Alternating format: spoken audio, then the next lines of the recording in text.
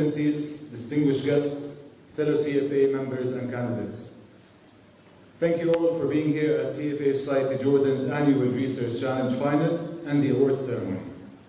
My name is Jamil Anz, and I'm the president of the CFA Society Jordan. CFA Institute is the global association of investment professionals that sets the standards for professional excellence and credentials. The organization, with its local societies such as CFA Society Jordan, is the pioneer advocate of ethical behavior in investment markets and a respected source of knowledge in the global financial community. The end goal? To create an environment where investors' interests come first, markets function at their best, and economies grow. To shape a trustworthy, forward-thinking financial industry that better serves society. Through this initiative, CFA Institute contributes thought leadership that critically examines the finance industry and advances a more investor-focused and ethical profession. CFA societies like CFA Jordan play an important role in the future of finance by convening for education and awareness in the communities. To this effect,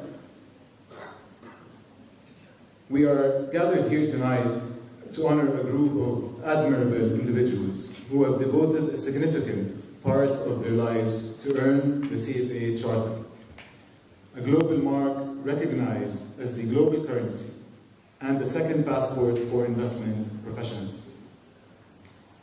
This is my 12th or 13th award ceremony that I attend, and I cannot begin to explain how different things are.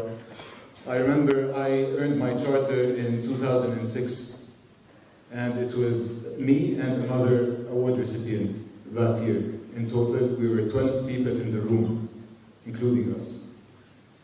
Today, look at us, the room is packed. We have more than 200 people, including our honorary guest, His Excellency Dr. Talal Abu-Ghazaleh. Dr. Talal founded Talal Abu-Ghazaleh organization in 1972, a leading global provider of professional and educational services with more than 100 offices worldwide. Recognized as one of the most influential leaders in the world, with lifetime achievements, distinctions, and outstanding contributions to education, accountancy, intellectual property, business administration and management, commerce, ICT, science and technology, law, and other fields. A builder of institutions with a sense of history and a vision for the renaissance of the Arab world and the Islamic worlds. Without further ado, please join me in giving Dr. Talal a warm welcome to the stage. It's really a great pleasure to be with you. I only in 2017 that I felt the pride in having my grandson, who carries my name, Talal Abu-Ghazaleh Jr., who passed his CFA test or exams in Dubai. And I didn't realize how much hard work it takes to get there, and this important qualification until I saw how hard he worked, and how proud he was that he passed the test. And he's awaiting to be qualified. It's what is interesting about your qualification is very much similar to what we have in the profession, in the accounting profession. In fact, the two qualifications are complementary. We put emphasis on continued education, on the experience part, and we are focusing, as in my capacity as the president of the Arab International Association of Certified Public Accountants. I don't care if you have been to college or you have not at all. In fact, the only thing is that you pass. You don't have to have any qualification. Anyway, I have good news for you. In less than 10 years, there will be no schools and no universities.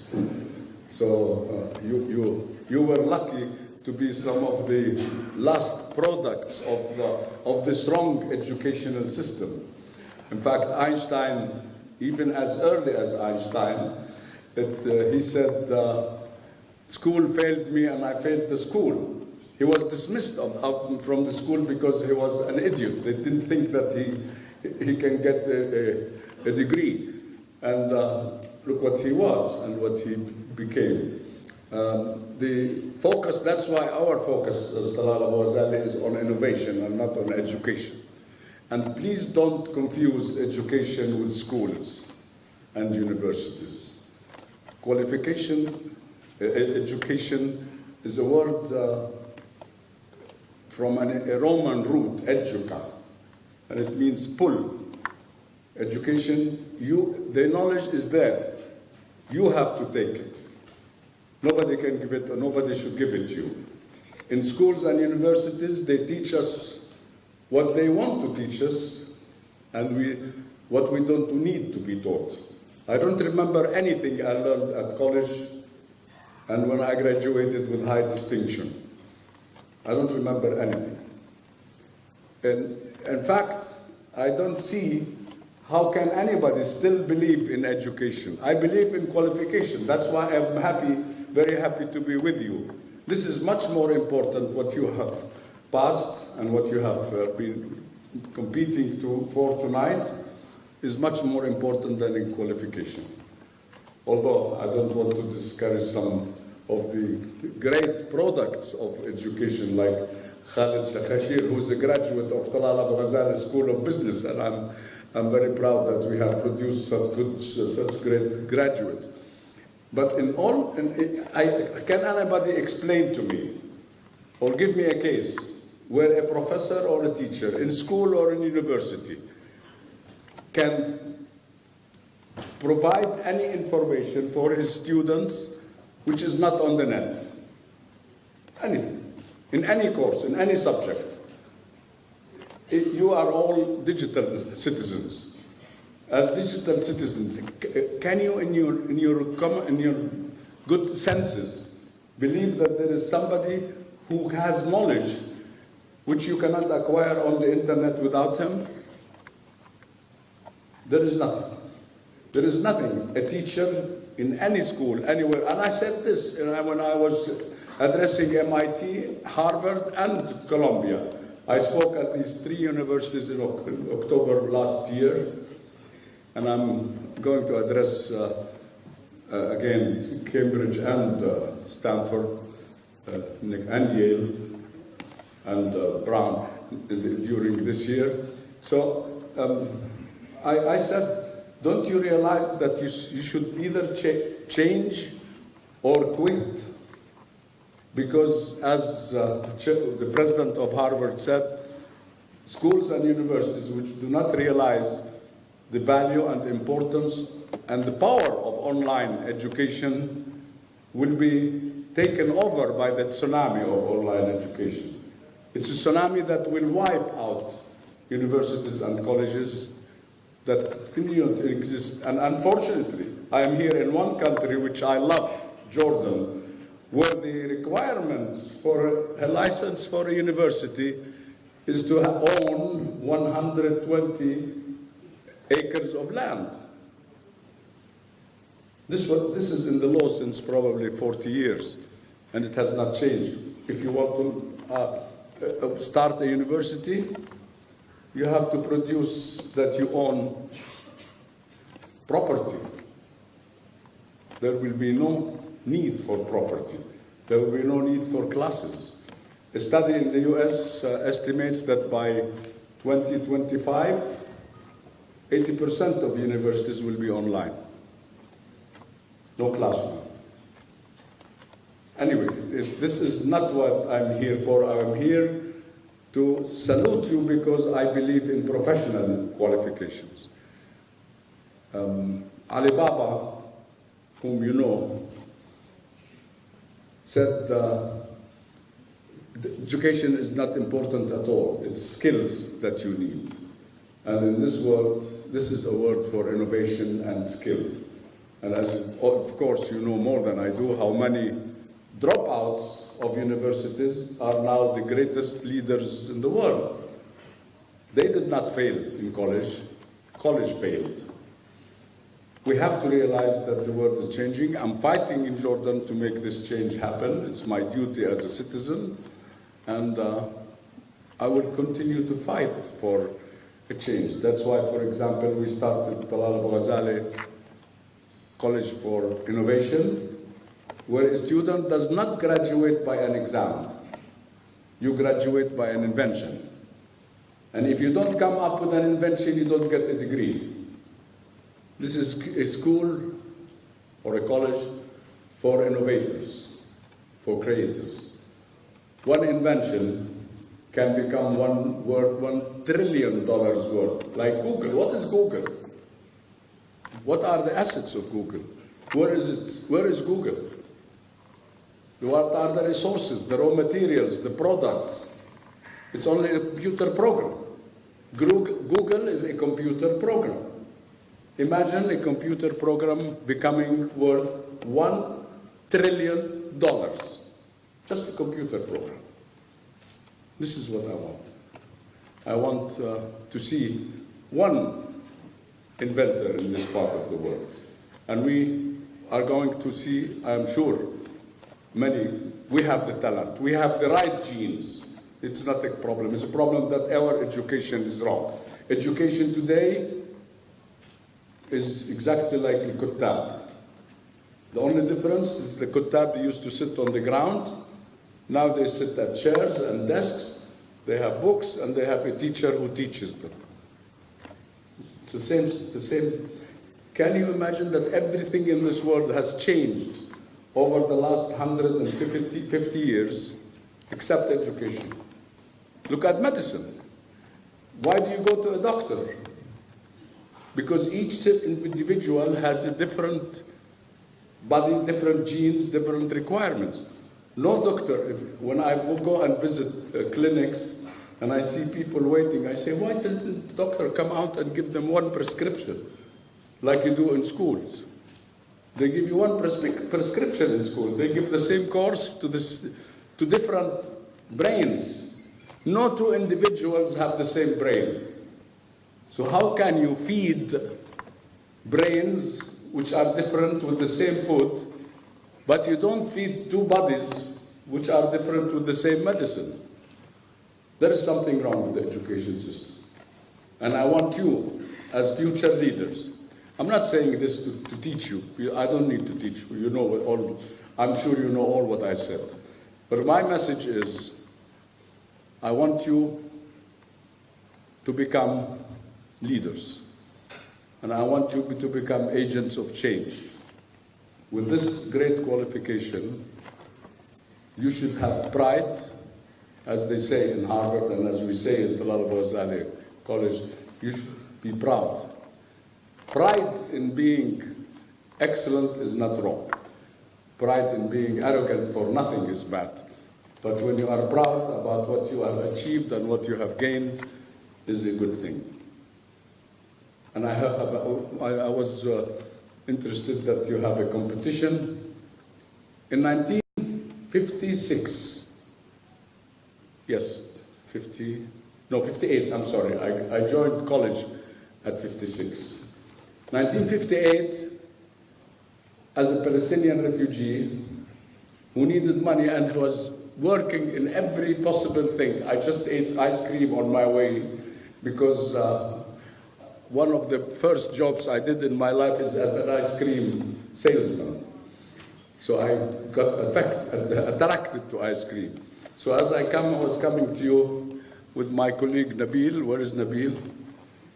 He bought me, and he offered to me an ice cream. Thank you for the generosity. And I ate the ice cream, and I was thinking that, coming to talk to you, in 58, the Union of Arab Universities, all the universities in the Arab world, organized a competition for essay writing and short story writing. And they had two prizes, one for essay writing and one for short story writing. I applied for both. I worked and submitted a short story and an essay. With the essay, I got the second prize, which was not bad. I received something like $25, which is great. But I won the first prize for short story writing, and that's was equivalent to, it was in Egyptian pound money, it was equivalent to $50 at that time, which is a great wealth. I went home, I bought a Frigidaire for my family. We didn't have anything. I bought a radio. There was no television yet at that time. It was not allowed by my parents, my father. So television was taboo to get into the house. So I bought at least a radio. And I didn't know what to do with the rest of the money. So I gave it to my mother so that she could buy a washing machine. She used to wash with her hands our clothes. So that was the first paycheck I got for a prize. And it was wonderful. It's wonderful to join a competition, and it's wonderful to win. I also want to say that in our organization we recognize winners. And this month we have criteria for winning. And this month we issued what we call the honor list of Talal Abu-Ghazaleh Global, who achieved the success indicators. We believe in competition. And my theory is that the best competition in the world is to compete with yourself. This has been my theory in my case. You have to excel over yourself. What you've done today, you should look at it as a start. And that, or in fact, your great qualification is only the start. And as we say, as I say, and I said probably in my speech of graduation at Talal Abu-Ghazaleh School of Business, that in college you study and you sit for exams. In business, you sit for exams and learn the lessons. By getting the qualification, now you have to put it to the test and to get it, to apply it in real life and learn and get the education, which is an ongoing thing forever. I'm a student. If you ask me what you are, I'm a student. And I'm a very proud student. I mean student. I don't mean I'm a reader. I study. I have my subject, and I study it. I study it like I'm sitting for an exam. And this is how, because if you don't study and you don't learn. Nobody, teaching is gone, finished. There is no teaching in this life. Anybody who wants to be taught is unfortunate. And any community that is being taught is unfortunate. I just spoke last week at the American University of Beirut, where I graduated, and I said, unfortunately, it's a mistake that you are still teaching, because you have nothing to teach. Life is learning, and you can learn. Now, my last word. Please work hard. Rest is bad for your health. If you want to be healthy, like this man who is 81 years old, don't stop working. The harder you work, the healthier you become. Work is good for your health. Rest is bad for your health. So please, work hard. And when you work hard, you don't serve your employer, you serve yourself. Because the knowledge and experience that you get, you acquire it inside you. Nobody can take it away from you. And nobody owns it. You own the experience, you own the knowledge you get through training and through hard work. And the harder you work, the better person you are, physically and intellectually. I'm proud to be with you, and I congratulate you all. Those who were selected for the test, and those who were not. And by the way, again, as I know I said my last statement, but this is my last statement. Success and failure are the same thing. You only fail when you stop trying. There is no failure. Nothing called failure. Failure is to stop trying. As long as you continue to try again and again and again, you are winning. No matter how many times you fail, keep trying, you are succeeding. Thank you very much. Thank you, Your Excellency, for your inspiring words. We really appreciate it. I'd like to congratulate our new charter holders and those who have passed all 3 levels of the CFA program. After many years of diligence, dedication, and hard work, you are now a member of an elite community of 169,000 charter holders in 150 countries. The path to becoming a CFA charter holder is an extremely daunting one. I say this at every single award ceremony. The CFA is not for the faint of heart. You have certainly beat the odds. Out of every 10 people who embark on this journey, only 2 will reach the finish line. This is something you should be very, very proud of. In the words of the great poet Al-Mutanabbi, إذا غامرت في شرف مروم فلا تقنع بما دون النجوم. Loosely translated, if you embark on an honorable endeavor, do not settle for anything but the stars. It gives us great pleasure to present this year's awards to 9 outstanding individuals who have either earned the right to use the CFA designation or have recently passed all 3 levels of the CFA program. The future of finance is in your hands. I'd like to ask Your Excellency to the stage again to give the awards, if you don't mind. Individuals who have completed all 3 levels of the exam and their charter is pending until they complete their work requirements. The 2 recipients are Rania Abu-Salim,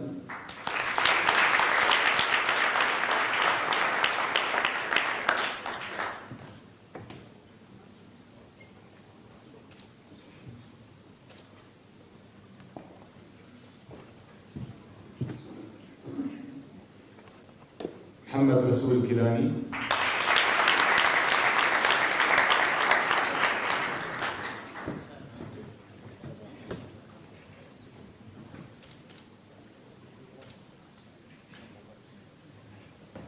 and our new charter holders, Rania Al-Araj,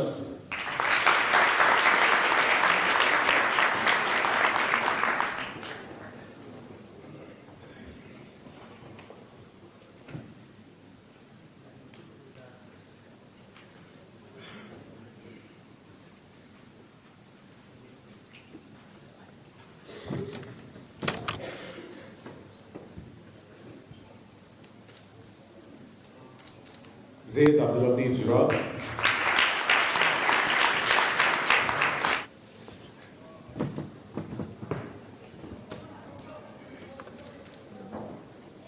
زيد إبراهيم مكبك،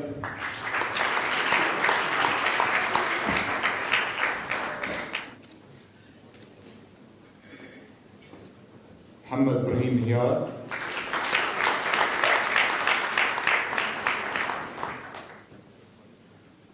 ربع زبانة،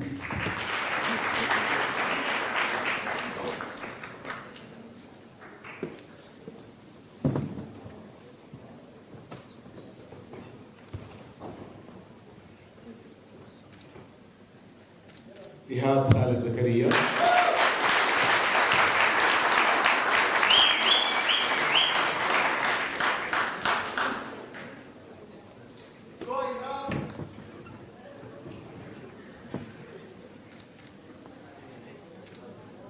Fadi Rome.